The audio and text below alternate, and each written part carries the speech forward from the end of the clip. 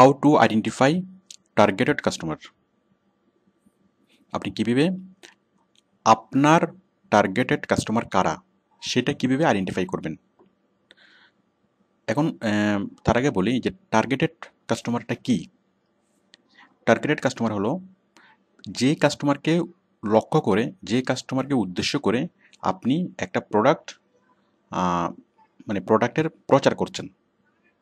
যেমন এই প্রোডাক্টটা কারা কিনবে, এটা কি ছোটরা কিনবে নাকি বড়রা কিনবে, এটা কি ছেলেরা কিনবে নাকি মেয়েরা কিনবে, মানে এইভাবে কারা কিনবে, এই টার্গেটেড কাস্টমার কারা, টার্গেটেড কাস্টমার গ্রুপ কারা, সেটা আপনি কীভাবে আইডেন্টিফাই করবেন। এখন এটা আইডেন্টিফাই করতে হবে কেন? তো অ্যাকচুয়ালি টার্গেটেড কাস্টমার যদি আইডেন্টিফাই না করা হয় তাহলে সেই ক্ষেত্রে অন্ধকারে ঢিল বাড়ার মতো অবস্থা হবে। আমরা আগে কাস্টমার সিলেক্ট করব, কাস্টমারকে মানে সুনির্দিষ্টভাবে নির্ধারণ করব যে কাস্টমার কারা, দেন আমরা সেই কাস্টমারকে টার্গেট করেই আমরা আমাদের প্রচার কাজ করব। কারণ সেই কাস্টমার যে ধরনের অ্যাডভার্টাইজমেন্ট পছন্দ করবে সেই ধরনের অ্যাডভার্টাইজমেন্ট করব। যদি টার্গেটেড কাস্টমার সিলেক্ট না করা হয় তাহলে যত এসইও করা হোক না কেন, যত অ্যাডভার্টাইজমেন্ট করা হোক না কেন, আসলে সেই অ্যাডভার্টাইজমেন্ট কোনো কাজে আসে না। আমরা টিভিতে যত অ্যাড দেখি, পেপারে যত অ্যাড দেখি, সবগুলো কিন্তু এইভাবেই করা হয়। প্রথমে টার্গেটেড কাস্টমারকে সিলেক্ট করা হয়, তারপর সেই টার্গেটেড কাস্টমারকে মোটিভেট করার জন্য যা কিছু বলার, যেভাবে অ্যাডভার্টাইজমেন্ট তৈরি করা দরকার সেভাবে অ্যাডভার্টাইজমেন্ট করে। তো সুতরাং মানে টার্গেটেড কাস্টমার কারা সেটা আইডেন্টিফাই করাটা খুবই ইম্পর্ট্যান্ট। আমরা এই লেসনে সেটাই শিখব যে আমরা টার্গেটেড কাস্টমার কীভাবে আইডেন্টিফাই করব। তো আমরা এই প্রসেস অনুযায়ী আমরা অ্যাডভান্স হব, এই প্রসেস অনুযায়ী আমরা প্রসিড হব। প্রথমে হলো প্রোডাক্ট স্পেসিফাই। আমরা অ্যাট ফার্স্ট আমাদের মানে প্রোডাক্টটা কি সেটা নিয়ে আমরা নিশ্চিত হব যে আমাদের প্রোডাক্টটা কি। এখন আমাদের প্রোডাক্টটা কি, এটা কি প্রোডাক্ট নাকি সার্ভিস, এটা কি কোনো ফিজিক্যাল প্রোডাক্ট নাকি কোনো সার্ভিস। যেমন এটা কি জামা কাপড়, অথবা এমন কোনো প্রোডাক্ট যেটা হাতে ধরা যায়, ছোঁয়া যায়, মানে অথবা ফ্যাক্টরিতে তৈরি করা হয়, এই ধরনের কোনো প্রোডাক্ট, নাকি এটা কোনো সার্ভিস, কোনো সেবা। যেমন একটা স্কুল, একটা ইউনিভার্সিটি, এটা হচ্ছে একটা সার্ভিস। একটা সেলুন, ইটস এ সার্ভিস। তারপর এই যে আমাদের এসইউ ফার্ম, আমাদের এসইউ ফার্মও কি একটা সার্ভিস ফার্ম। একটা কোচিং সেন্টার, সেটাও একটা সার্ভিস ফার্ম। আচ্ছা, আবার কি প্রোডাক্ট, যেমন লাক্স সাবান একটা প্রোডাক্ট, তারপর একটা কাপড়, সেটা একটা প্রোডাক্ট। এখন আপনি প্রথমে নির্ধারণ করবেন আপনারটা কি প্রোডাক্ট নাকি সার্ভিস। যেমন আপনি যখন প্রোডাক্টের মার্কেটিং করবেন তখন সেক্ষেত্রে প্রোডাক্টটা ভালো, প্রোডাক্টটা মানে গুণগত মান ভালো, তারপর প্রোডাক্টের ওয়ারেন্টি আছে, গ্যারান্টি আছে, এই ধরনের বিষয়গুলো আপনি প্রচার করবেন। আর মানে সার্ভিস যখন বলবেন তখন কি যে এটা সার্ভিস অনেক ভালো, মানে অন্যান্য যে কম্পিটিটরের যে সার্ভিস, সেই কম্পিটিটরের কোম্পানির সার্ভিসের চেয়ে আপনার সার্ভিস অনেক বেশি বেটার, এটা এখানে বলতে হবে। আচ্ছা, এখন মনে করুন আপনারটা হচ্ছে প্রোডাক্ট। এখন সেই প্রোডাক্টের মধ্যে আপনার প্রোডাক্টটা কী ধরনের প্রোডাক্ট, এটা কি এফএমসিজি, লাক্সারিয়াস, নাকি মানে ইমোশনাল প্রোডাক্ট। যেমন এফএমসিজি কি, ফার্স্ট মুভিং কনজিউমার গুডস।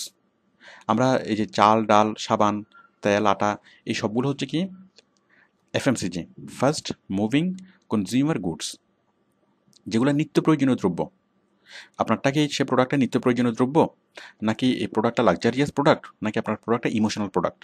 যেমন নিত্য প্রয়োজনীয় দ্রব্যের যখন আপনি মার্কেটিং করবেন সেক্ষেত্রে আপনাকে যেটা বোঝাতে হবে যে এটা কম দামে ভালো জিনিস। সবাই এটাই চাই যে নিত্য প্রয়োজনীয় দ্রব্যগুলো কি দামও কম দিতে চাই, প্লাস প্রোডাক্টও ভালো চাই। লাক্সারিয়াস প্রোডাক্ট যেমন এয়ার কন্ডিশন, ফ্রিজ, যেগুলো মানুষের না হলেও চলে। এফএমসিজি হলো মানুষের এগুলা মানে বেসিক নিড, এগুলো ছাড়া মানুষ চলতে পারে না। আর লাক্সারিয়াস প্রোডাক্ট এগুলো ছাড়া মানুষ চলতে পারে, মানে এগুলো হলে ভালো, না হলে খুব একটা সমস্যা নেই। যেমন washing machine, it's a luxurious product. Air condition, it's a luxurious product. তো লাক্সারিয়াস প্রোডাক্টের ক্ষেত্রে আপনি যেটা বলবেন যে এটা হচ্ছে কি মানে অনেক ভালো, অনেক টেকসই, ওয়ারেন্টি আছে, গ্যারান্টি আছে। তারপরে আপনার একটু বেশি দাম দিয়ে নিলেও, মানে বেশি দাম দিয়ে নিলেও সেটা কী হবে, আপনার জন্য অনেক ভালো হবে, মানে অনেক বেশি পরিমাণে টেকসই হবে। আর আরেকটা বিষয় হচ্ছে লাক্সারিয়াস প্রোডাক্টের ক্ষেত্রে মানে ব্র্যান্ড ভ্যালুটা ইম্পর্ট্যান্ট, এখানে কোন ব্র্যান্ডের, সেক্ষেত্রে বায়ারকে মানে কাস্টমারকে ব্র্যান্ড ভ্যালুটা বুঝাতে হবে যে আমাদেরটা এই ব্র্যান্ড। আচ্ছা, মানে আমাদের ব্র্যান্ডটা অনেক ভালো, মানে ব্র্যান্ড ভ্যালুটা বায়ার অনেক বেশি খাবে। এরপর হচ্ছে ইমোশনাল প্রোডাক্ট। কিছু প্রোডাক্ট আছে মানুষের কখনো প্রয়োজন হয় না, এগুলো না হলে মানুষের কোনো সমস্যা হয় না। যেমন অর্নামেন্ট, মেয়েদের অলংকার। সাপোজ একটা হীরার নেকলেস, এখন এই যে হীরার নেকলেস এটা না হলেও সে মহিলার কখনো কোনো সমস্যা হবে না, বাট সবাই চায়, সবাই অর্নামেন্টস পরতে ভালোবাসে। তো এইভাবে এরকম অনেকগুলা ইমোশনাল প্রোডাক্ট আছে যেগুলা না হলে মানুষের কোনো সমস্যা হয় না, বাট এগুলো মানুষ কেন একুয়ার করার চেষ্টা করে, কেন এগুলো পাওয়ার চেষ্টা করে? কারণ এগুলা পাওয়ার জন্য পেলে সে তখন নিজেকে মানে ব্যতিক্রম ভাবতে পারে, নিজেকে অনেক বেশি মানে ওটা নিয়ে সে অনেক প্রাউড ফিল করে। যেমন কারোর যদি একটা হীরার নেকলেস থাকবে, সেটা নিয়ে খুব প্রাউড ফিল করবে। তো ইমোশনাল প্রোডাক্ট মার্কেটিংয়ের ক্ষেত্রে আপনি যদি বলেন যে এটা মানে দামে কম, তাহলে এটা একটাও বিক্রি হবে না। ইমোশনাল প্রোডাক্টের ক্ষেত্রে যেটা করতে হবে সেটা হচ্ছে যে এটার ইমোশনটা বোঝাতে হবে। ইমোশন, যে এই জিনিসটা যদি আপনি হাতে নেন তাহলে আপনাকে মানে খুব লাক্সারিয়াস মানে মনে হবে, মানে এই জিনিসটা পড়লে আপনি ভিআইপি বনে যাবেন। এই জিনিসটা যদি আপনার কাছে থাকে, এগুলো খুব কম মানুষের কাছে থাকে, শুধুমাত্র ভিআইপিদের কাছেই থাকে। তো সুতরাং এই প্রোডাক্টটা এভাবে যদি প্রচার করা হয় যে এগুলো শুধুমাত্র ভিআইপিদের জন্য। সাপোজ একটা প্রোডাক্ট মানে ইমোশনাল প্রোডাক্ট সেল করছে, তাহলে কোম্পানি যদি এভাবে অ্যাডভার্টাইজমেন্ট দেয় দেয় যে এই প্রোডাক্টটা হচ্ছে অনলি ফর ভিআইপিদের জন্য, অন্য কারো এই এটা দেখে লাভ নেই। তখন কি, তখন যে এই প্রোডাক্টটা পেতে চাইবে তখন সে কি, যে এই প্রোডাক্টটা হাতে নিবে অথবা যে প্রোডাক্টটা কিনবে, কেনার আগে সে যেটা ফিল করবে যে আমি যদি ওই প্রোডাক্টটা কিনি তাহলে আমি ভিআইপি হব, এবং স্পেশালি ভিআইপি হওয়ার জন্যই সে কী করবে, সে প্রোডাক্টটা কিনবে অনেক বেশি দাম দিয়ে। সম্পূর্ণ আননেসেসারি একটা মানে একটা জিনিস। তো ইমোশনাল প্রোডাক্ট কাদের জন্য? যাদের টাকা রাখার জায়গা নেই তাদের জন্য, মানে যাদের এত পরিমাণে টাকা যে টাকা রাখার জায়গা নেই। লাক্সারিয়াস প্রোডাক্ট কাদের জন্য? যাদের মোটামুটি প্রয়োজনের চেয়ে বেশি পরিমাণে টাকা পয়সা আছে এবং যারা কি আর একটু বিলাসবহুলভাবে থাকতে চায়। আর এফএমসিজি কাদের জন্য? একেবারে সবার জন্যই, ধনী গরিব সবার জন্য এফএমসিজি, মানে এফএমসিজি লাগেই। আচ্ছা, তাহলে আপনি প্রথমে প্রোডাক্টটা স্পেসিফাই করবেন এইভাবে। এখন প্রোডাক্টটা স্পেসিফাই করার জন্য আপনি বাইরের ওয়েবসাইট দেখবেন, ওয়েবসাইট থেকে শিওর হবেন, অথবা আপনি বায়ারকে সরাসরি জিজ্ঞেস করবেন যে তোমার প্রোডাক্ট কী। যেমন আপনাকে বায়ার বলল, মানে বায়ারের যে প্রোডাক্ট সেটা হলো কলম, পেন। এখন কলম বললে আপনি সন্তুষ্ট হবেন না, আপনি বায়ারকে স্পেসিফিক করে জিজ্ঞেস করবেন যে সে কলমটা কিসের কলম, সেটা কি কালারফুল পেন, মানে স্টাইলিশ পেন, নাকি কোয়ালিটি পেন। যেমন কালারফুল পেন কারা ইউজ করবে? ছোট বাচ্চারা। স্টাইলিশ পেন কারা ইউজ করবে? মানে স্পেশালি তরুণরা। আর মানে কোয়ালিটি পেন কারা চাইবে? স্পেশালি মানে একটু বয়স্করা। আবার কলমকে অনেকভাবে মানে অনেক রকম কলম আছে, যেমন আর্ট করার জন্য এক ধরনের কলম, আবার মার্কার পেন, আবার আছে কি মানে নর্মাল কলম। আবার নর্মাল কলমের মধ্যে অনেক ধরনের কলম আছে, যেমন বল পয়েন্ট কলম, তারপরে ঝর্ণা কলম, তারপর এভাবে আরও অনেক ধরনের তারপর হচ্ছে জেল পেন, এভাবে অনেক ধরনের কলম আছে। এখন বায়ার যদি বলে যে আমার প্রোডাক্টটা কলম, বাট আপনি একটু তো সন্তুষ্ট হবেন না, আপনি পুরোপুরি স্পেসিফিক করেই জানবেন যে তারটা কি ঝর্ণা কলম, বল পয়েন্ট কলম, নাকি কীরকম কলম। আবার বল পয়েন্ট কলম হলে কি সেটা কি বেশ দামি কলম, নাকি একদম অল্প অল্প মানে অল্প দামি কলম। আপনি সুনির্দিষ্টভাবে শাখা প্রশাখা উপশাখাতে গিয়ে একদম সুনির্দিষ্টভাবে আপনি কী করবেন, সে প্রোডাক্টটা আপনি নির্ণয় করবেন সে প্রোডাক্টটা কী। যেমন আমি এখানে দেখাচ্ছি, আপনাকে বাইরে বললো কি পেন। এখন পেন হচ্ছে একটা গাছ, বাট আপনি প্রথমে যাবেন গাছ থেকে কোথায়, এটা হচ্ছে শাখা। গাছে মানে পেনের অনেকগুলো শাখা থাকতে পারে, সেই শাখা থেকে আবার যাবেন কোথায়, উপশাখা। উপশাখা থেকে প্রশাখা, প্রশাখা থেকে আরেকটা এই শাখা, এটা গাছ। যাই হোক,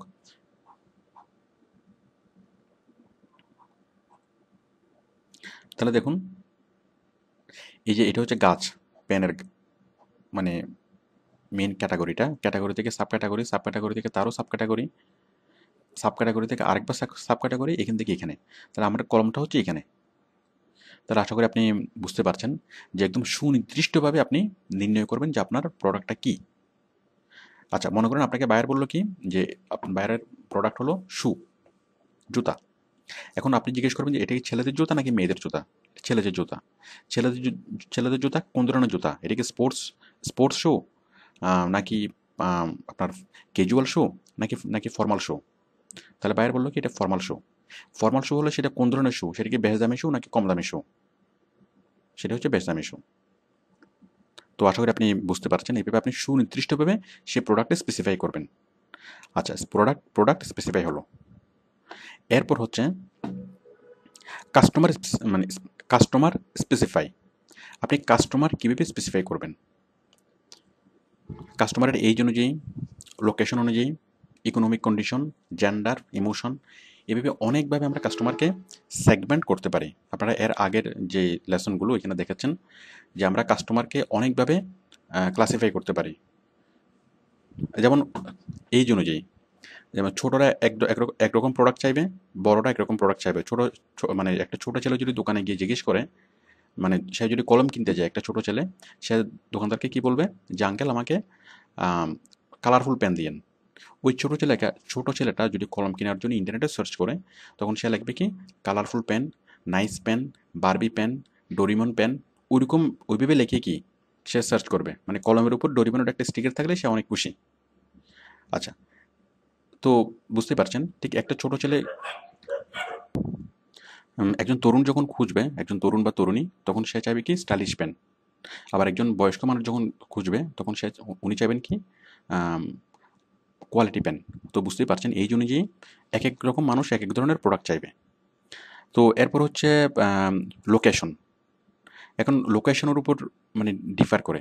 যেমন আমরা পানি খাই, বাট কলকাতার লোকেরা কিন্তু পানি খায় না, তারা কি খায়? জল খায়। তো সুতরাং ওই প্রোডাক্টের মানে ওই কাস্টমাররা, আপনি যে প্রোডাক্টটা সিলেক্ট করেছেন সেই প্রোডাক্টকে, সেই প্রোডাক্টটা আপনি কোন এলাকায়, মানে কোন এলাকার মানুষকে সার্ভ করবেন, কোন এলাকার মানুষের মধ্যে সেল করতে চাচ্ছেন। এখন আপনি ধরুন পানি সেল করবেন, এখন আপনি যদি বাংলাদেশে সেল করেন তাহলে বলতে হবে কিওয়ার্ডস লিখতে হবে পানি। আবার যদি ক্যালকাটায় সেল করেন তাহলে কিওয়ার্ডস দিতে হবে জল। তো বুঝতেই পারছেন। তো সেই জন্য আমাদের প্রোডাক্টটা যখন স্পেসিফাই হবে, স্পেসিফাই হওয়ার পরে এই লোকেশনটা, সেটা কোন লোকেশনে আপনি মার্কেটিং করবেন এবং ওই লোকেশনের মানুষরা সেটাকে কী নামে চিনে, কীভাবে চিনে, তখন আপনি সেই জন্য লোকেশন জানাটা ইম্পর্টেন্ট, কাস্টমারের লোকেশন। দেন আপনি মানে ইকোনমিক গ্রুপ, ইকোনমিক কন্ডিশন, এটা কি হাই সেগমেন্ট ইকোনমিক গ্রুপ এটা কিনবে নাকি নাকি লো সেগমেন্ট কিনবে। মানে এই প্রোডাক্ট যদি হয় বিড়ি, তাহলে এটা লো সেগমেন্ট কিনবে। বাট এই প্রোডাক্টটা যদি হয় মালবুরু সিগারেট, তাহলে এটা কোথায় কিনবে? মানে ভালো অভিজাত আবাসিক এলাকায় কিনবে। তো এখন আপনি আপনার যারা কাস্টমার, তাদের ইকোনমিক কন্ডিশন, মানে কোন ইকোনমিক কন্ডিশনের কাস্টমার আপনার প্রোডাক্টটা কিনবে। মানে high income segment, high income গ্রুপের মানুষরা কিনবে নাকি লো ইনকাম গ্রুপের মানুষরা কিনবে। জেন্ডার, এটা কি ছেলেরা কিনবে নাকি মেয়েরা কিনবে। তারপর তাদের আরও অন্যান্য অনেকগুলো বৈশিষ্ট্য আছে। তাদের ইমোশন কেমন, তারা কি ইমোশনাল কাস্টমার নাকি তাদের ওই প্রোডাক্টটা প্রয়োজন আছে এমন কাস্টমার। তো এই সবগুলো বিষয় বিবেচনা করে আপনি কাস্টমারকে সুনির্দিষ্টভাবে স্পেসিফাই করবেন। যেমন আপনার কাস্টমার হচ্ছে এজ, মানে আপনার কাস্টমার হচ্ছে তরুণরা। তরুণরা কোথায় থাকে, কোন ধরনের তরুণরা? মানে এশিয়ান তরুণরা। আপনার প্রোডাক্ট কিনবে কারা? তরুণরা, এশিয়ান তরুণরা। কোন ধরনের তরুণরা? কাদের টাকা পয়সা বেশি আছে নাকি তাদের টাকা পয়সা কম আছে। সাপোজ যাদের টাকা পয়সা বেশি আছে। এরপর হচ্ছে জেন্ডার, কারা কিনবে, মানে হ্যাঁ যেটা বললাম, মানে ছেলেরা। তো এইভাবে আপনি সুনির্দিষ্টভাবে আমরা কাস্টমারের সেগমেন্ট পড়েছি, সবগুলো কাস্টমারের সাথে মিলিয়ে আপনি সুনির্দিষ্টভাবে কাস্টমার স্পেসিফাই করবেন। যেমন দেখুন, আমি যেটা নির্ধারণ করছি যে জুতো, যেটা হচ্ছে ফর্মাল শু। আমরা প্রোডাক্টটা এখানে স্পেসিফাই করলাম কি ফর্মাল শু। এখন ফর্মাল শুর কাস্টমারটা কোন এজের কাস্টমার হচ্ছে? যারা স্পেশালি জব করে। মানে তাহলে কি স্পেশালি মধ্যবয়স, তরুণও হতে পারে, তরুণ কম হবে, ম্যাক্সিমাম হচ্ছে মধ্যবয়স। ফর্মাল শু পরবে কারা? মধ্যবয়সীরা। এরপর হচ্ছে মানে লোকেশন, কোন লোকেশনের আপনার মানে টার্গেটেড লোকেশন করা, এটা কি এশিয়াতে নাকি ইউরোপে। Economic condition. এখন আপনারটা বায়ার যেহেতু বললো যে দামি শু, দামি ফর্মাল শু, তাহলে কি ইকোনমিক কন্ডিশন কারা কিনবে? ইকোনমিক যারা মানে হাই সেগমেন্ট যারা, তারাই আপনার এই প্রোডাক্টটা কিনবে। জেন্ডার কারা কিনবে? যেহেতু শু এটা মেয়েরা কিনবে, formal shoe, sorry formal shoe যেহেতু এটা ছেলেরা কিনবে। তো এইভাবে আপনি সুনির্দিষ্টভাবে আপনার কাস্টমারটা স্পেসিফাই করবেন। যেমন দেখুন আমরা এখানে প্রোডাক্টটা স্পেসিফাই করলাম কি কলম। সেই কলমটা কি? সে কলমটা হলো আপনার বাইরে আমাদেরকে আমরা সুনির্দিষ্ট হলাম কি সেই কলমটা হলো কি pen? Quality pen. Quality pen. এখন এই কোয়ালিটি পেন কারা কিনবে? স্পেশালি মধ্যবয়সীরা। কোন দেশের মানুষ কিনবে? তাদের ইকোনমিক কন্ডিশন কেমন? যেমন এই কলমটা যদি হয় দামি কলম, তাহলে এখানে কি হাই ইনকাম সেগমেন্ট কিনবে। আর কলমটা যদি হয় কি কম দামি কলম, তাহলে লো ইনকাম সেগমেন্ট কিনবে, অথবা যে কেউ কিনতে পারে। তো সেক্ষেত্রে দামি কলম বিক্রি করতে আপনাকে এক ধরনের মানে কথা লিখতে হবে, একভাবে অ্যাডভার্টাইজমেন্ট করতে হবে। আবার কি অল্প দামি কলম বিক্রি করতে আপনাকে আরেক ধরনের কথা লিখলে হবে। তো এই জিনিসগুলোর উপর ডিপেন্ড করে অ্যাকচুয়ালি এই দুইটা জিনিস যখন আপনি পরিপূর্ণভাবে বুঝবেন যে আপনার প্রোডাক্টটা সুনির্দিষ্টভাবে যখন বুঝবেন এই প্রোডাক্টটা কী, আর আপনার কাস্টমার সুনির্দিষ্টভাবে যখন বুঝবেন এই কাস্টমারটা কী, ঠিক সুনির্দিষ্টভাবে যখন বুঝবেন যে আপনার কাস্টমার কারা, কাস্টমার গ্রুপ কারা। আমরা এর আগে আলোচনায় অনেকগুলো কাস্টমার গ্রুপ নিয়ে আলোচনা করেছি। তো স্পেসিফাই হওয়ার পরে আপনি আপনার সিদ্ধান্তে আসতে পারবেন যে এই প্রোডাক্টটার কাস্টমার কারা। তো অ্যাকচুয়ালি এই বিষয়গুলো আপনি যত ভালোভাবে বুঝতে পারবেন, তত আপনার কনসেপ্টটা একদম ক্লিয়ার হবে। এবং কনসেপ্ট যখন ক্লিয়ার হবে, তখন আপনি এগুলো নিয়ে বাইরের সাথে আপনি ডিসকাস করতে পারবেন।